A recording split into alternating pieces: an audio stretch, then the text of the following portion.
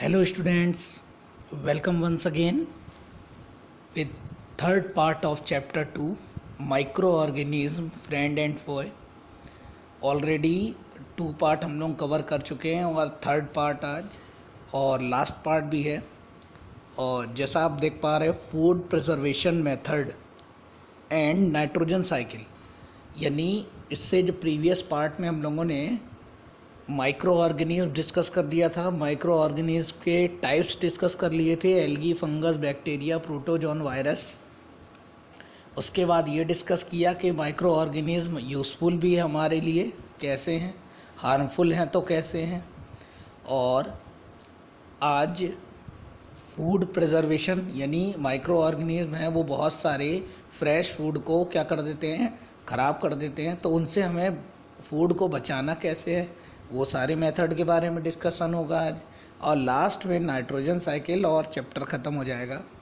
तो देखते हैं आज हमें क्या क्या डिस्कस करना है। फर्स्ट ऑफ ऑल तो पहले तो फूड पॉइजनिंग ये डिस्कस करना है। उसके बाद फूड प्रिजर्वेशन मेथड डिस्कस करने हैं, जिसमें आपका है सबसे पहला preservation of salt, next preservation by sugar, preservation by oil and vinegar, heat and cold storage method और पैकिंग स्टोरेज। ये ऐसी मेथड है। और लास्ट में नाइट्रोजन साइकिल वो अलग टॉपिक है। तो जो है 5 मेथड आज आपको डिस्कस करने हैं कि वो 5 ऐसे कौन से मेथड हैं जिनका हम यूज़ करके क्या कर सकते हैं, जो फूड डैमेज हो जाते हैं ड्यू टू माइक्रो ऑर्गेनिज्म, उनको हम लोग प्रिजर्व कर सकते हैं, बचा सकते हैं। ठीक है, देखते हैं। सबसे पहले first of all food poisoning. Food poisoning एक नॉर्मल वर्ड है। फूड पॉइजनिंग क्या है, देखा होगा कभी कभी हम लोग ज़्यादा खाना खा लेते हैं या ख़राब खाना खा लेते हैं तो हमें वॉमिटिंग आने लगती है, ठीक है, उल्टी आने लगती है। तो इसको बोलते हैं हम लोग फूड पॉइजनिंग। ऐसा होता हालांकि माइक्रो ऑर्गेनिज्म की वजह से ही है। देखिए क्या लिखा हुआ है इसमें, Boojho was invited by his friend to a party. ठीक है, बूझो ने को जो है इनवाइट किया उनके फ्रेंड ने पार्टी के लिए। He ate a varieties of food stuff, और उसने बहुत सारे फूड स्टाफ ईट किए। आप जानते हैं पार्टी में बहुत सारे जंक फूड होते हैं, तो ईट किया उसने। ऑन रीचिंग होम, जैसे ही वो घर पहुंचा, ही स्टार्टेड वॉमिटिंग, उसको उल्टी होना स्टार्ट हो गई। ठीक है, वॉमिटिंग। एंड डॉक्टर ने क्या बोला उसे, that this condition could be due to food poisoning, उसकी ये हालात फूड पॉइजनिंग की वजह से हुई है। Make the food poisoning cause serious illness, कभी कभी फूड पॉइजनिंग की वजह से बहुत ही सीरियस कंडीशन हो जाती, इवन डेथ, कभी कभी जो है डेथ भी हो जाती है। So it is very important, इसीलिए बहुत ज़रूरी है food we preserve food and prevent it being exploit, यानी हम लोग खाना जो है वो कैसे खाएं, फ्रेश फूड लें। कहीं हमें फूड पॉइजनिंग हो गई तो वो कभी कभी हमारे लिए डेंजरस हो जाती है। ये तो थी आपकी फूड पॉइजनिंग। अब आती है बात फूड प्रिजर्वेशन की। फूड को कैसे प्रिजर्व करोगे, देखा होगा हालांकि ये बहुत सारे ऐसे मेथड हैं। देखा होगा जो हम लोग मिल्क लेते हैं, सवेरे दूध आता है हमारे घर में, तो कभी कभी क्या होता है हमारे घर की जो मम्मी वगैरह हैं वो दूध को 2-2 दिन चला लेती हैं। कैसे, 2 ही रास्ते से चला लेती हैं। या तो उसे वो क्या करती हैं, टाइम टू टाइम हीट करती रहती है, क्योंकि at a high temperature micro organism produce ही नहीं हो पाते हैं। या फ्रिज में रख के भी उसे चला सकती है, क्योंकि फ्रिज में इतना लो टेम्परेचर होता है कि उस लो टेम्परेचर में माइक्रो ऑर्गेनिज्म प्रोड्यूस नहीं हो पाते। एक एग्जांपल। दूसरा एग्जांपल आपने देखा होगा कि क्या होता है कि हमारे घर में जो पिकल्स रखे जाते हैं, अचार रखे जाते हैं, वो सालों साल 3 से 4 साल हमारे घर में रखे हुए होते हैं और ख़राब नहीं होते। क्यों, क्योंकि उसमें भी प्रिजर्वेटिव्स, विनेगर, ऑयल वगैरह यूज़ होता है, क्योंकि ऑयल का कॉन्सेंट्रेशन इतना हाई होता है कि उसमें कोई भी माइक्रो ऑर्गेनिज्म प्रोड्यूस नहीं हो सकते। ओके, जैम जेली है, जैम जेली का कॉन्सेंट्रेशन इतना हाई है कि शुगर का जो सॉल्यूशन का उसमें नहीं है। तो आज वो सारे मेथड हमें डिस्कस करने हैं जो आज तक हम देखते तो थे, आज हमें रिटर्न में पढ़ना है वो सारे मेथड, कैसे कौन कौन से मेथड हैं जिनका यूज़ करके हम लोग फूड को प्रिजर्व कर सकते हैं। देन नाइट्रोजन साइकिल पढ़े। देखिए, we have learned about the method of you food preserve and store food grain, how to preserve food, bread consume under moist condition, attack by fungus. जैसे कह रहा है, आप रोटी को कुछ टाइम के लिए खुला छोड़ देते हैं तो क्या हो जाता है, उसमें फफूंद लग जाती है, फंगस हो जाती है। माइक्रो ऑर्गेनिज्म और spoil our food, spoil food emitted bad smell, और जो ख़राब खाना होता है उसमें एक अजीब सी स्मेल आना शुरू हो जाती है, बैड स्मेल, बैड टेस्ट, उसका टेस्ट भी बदल जाता है। एंड चेंज कलर, और कभी कभी कलर भी चेंज हो जाता है। Is spoil of food chemical reaction, और ऐसा इसलिए होता है क्योंकि स्पॉइल जो फूड केमिकल रिएक्शन की वजह से वो ख़राब हो जाता है। पहेली जो है उसने क्या किया, बॉट सम मैंगोज, उसने कुछ आम खरीदे, but she could not eat them for few days, और पर उसने या तो भूल गई या क्या हुआ कि उसने बहुत दिन तक उस आम को नहीं खाए। लेटर क्या हुआ बाद में, she found they were spoil, वो ख़राब हो गए। But he know the mango pickles, पर घर में जो हमारी माँ या दादी माँ अचार रखती है वो तो ख़राब नहीं होते। Make does not spoil a long time, पर वो ख़राब नहीं होते। सी इज़ कन्फ्यूज़, इस बात से वो कन्फ्यूज़ हुई कि मैंने जो आम लिए 2-3 दिन नहीं खा पाए तो वो ख़राब हो गए, जबकि हमारे घर में उन्हीं आम का अचार जो हमारी ग्रैंड मदर रखती हैं या माँ रखती हैं तो वो ख़राब नहीं होते। क्यों? ठीक है, तो उसके बारे में हम लोग डिस्कस करेंगे आज। ये देखिए, ये आ गए आपके फूड प्रिजर्वेशन मेथड। कौन कौन से फूड प्रिजर्वेशन मेथड हैं?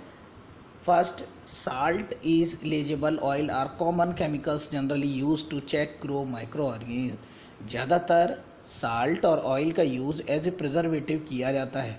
वी एड साल्ट और acid preservative to pickles prevent attack of microorganism. ज़्यादातर हम अपने घरों में केमिकल्स या साल्ट का यूज़ करते हैं, किसमें, as a preservatives, jam jelly वगैरह इसमें भी। ये देखिए, सबसे पहले है preservatives by common salt. Common salt कैसे प्रिजर्वेटिव है? Common salt has been use as a preserve for fish और as meat and fish covered by with a dry salt to check grow और bacteria. Salting is also preserve amla and raw mango. मतलब क्या होता है, जो मांस वगैरह भी प्रिजर्व करके रखे जाते हैं, मीट, वो भी किससे रखे जाते हैं, साल्ट से। साल्ट जो है एज अ प्रिजर्वेटिव है। साल्ट से जो है कोई भी चीज़ क्या नहीं होती, ख़राब नहीं होती, माइक्रो ऑर्गेनिज्म का अटैक नहीं होता। प्रिजर्वेशन बाय शुगर, शुगर से कैसे प्रिजर्वेशन, मैंने बताया था, जैम जेली जो शुगर सॉल्यूशन होते हैं उनका कॉन्सेंट्रेशन इतना हाई होता है कि उसमें जो है माइक्रो ऑर्गेनिज्म प्रोड्यूस नहीं होते। ये लिखा है देखिए उसमें, sugar reduce the moisture content and grow micro bacteria, जो माइक्रो बैक्टीरिया है वो प्रोड्यूस नहीं होते। Next, preservation by oil and vinegar. आप जानते हो घरों में जब विनेगर डाल देते हैं, सिरका जिसे आप लोग बोलते हैं, ऑयल डाल देते हैं तो अचार ख़राब नहीं होता, क्योंकि ये भी एक प्रिजर्वेटिव है। We use oil vinegar prevent to spoilage of pickles because bacteria can not live such as environment, vegetables, fruit, fish, meat are often preservative by this method. इसीलिए अचार या मीट वगैरह को प्रिजर्व करने के लिए भी हम लोग इसका यूज़ करते हैं। हील्ड एंड कोल्ड ट्रीटमेंट, मैंने बताया था, हीट जो है एंड कोल्ड ट्रीटमेंट जो है ये भी बहुत ज़रूरी है। मैंने एग्जांपल बताया था कि हमारे घर में जो मदर हैं वो क्या कर देती है, मिल्क को या तो बॉईल करके लंबे टाइम के लिए यूज़ कर लेती हैं या फ्रिज में रखे, क्योंकि इतने, ये देखिए दिखा हुआ है, लो टेम्परेचर पे जो आपके बैक्टीरिया प्रोड्यूस नहीं होते। पैस्चराइजेशन, ये प्रोसेस पढ़ लीजिए। पैस्चराइजेशन प्रोसेस क्या है, जो दूध जो आपका विलेज से और सिटीज़ में जाता है, बड़ी बड़ी सिटीज़ में, तो आप भी देखते होंगे मदर डेयरी वगैरह के जो टैंक जाते हैं तो उनमें दूध ख़राब नहीं क्यों होता, वो इसलिए नहीं होता क्योंकि उसमें पैस्चराइजेशन प्रोसेस के थ्रू करके दूध को भेजा जाता है। पैस्चराइजेशन नाम क्यों है, क्योंकि इस मेथड की डिस्कवरी लुई पास्चर ने की थी, इसलिए इसका नाम पैस्चराइजेशन है।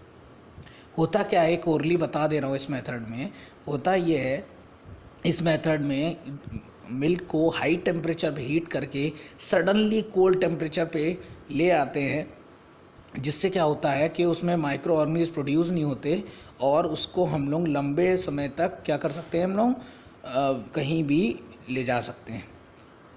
स्टोरेज एंड पैकिंग देखा होगा आपने, आइसक्रीम वगैरह या ऑयल वगैरह जो बाज़ार में आते हैं वो कैसे एयर टाइट आते हैं।